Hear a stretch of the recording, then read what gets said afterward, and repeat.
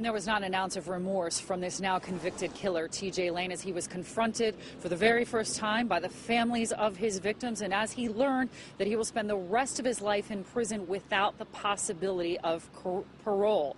Walking into the courtroom, TJ Lane immediately started taking off the button-down shirt that he had on, revealing a white T-shirt underneath with a handwritten word, killer, across it. In another stunning display of contempt for the victims and for their families, Lane directed words at them and in a viciously disgusting way explained what he plans to use his trigger hand for. He then flipped them the middle finger and cursed at them. As the mothers of the victims described in painful detail what life has been like since their children were shot, Lane sat with a smirk on his face, sometimes openly smiling at their grief-stricken words.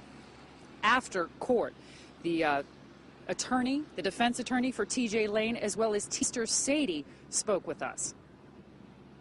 I just want to be very clear that the family, his family, TJ Lane, did not have anything to do with this.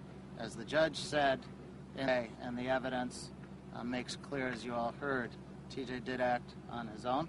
Many people don't realize that I was in the cafeteria that day, and along with all their students, I heard the gunshots and screams, ran for my life, ducked under tables, hid in the teacher's lounge, not knowing who the shooter was. Sadie said it wasn't for several hours before she found out for sure that it was her brother, but she did hear his name shouted out by a police officer while all of this chaos was going on inside of the school. She couldn't believe it then, still finds it hard to believe now. She says she does love her brother and hopes that at some point he can find something good, something positive. But again, he's spending the rest of his life in prison, 3 consecutive life sentences without the possibility of parole, plus another 37 years for the gun that he had and for the other 3 students that he shot.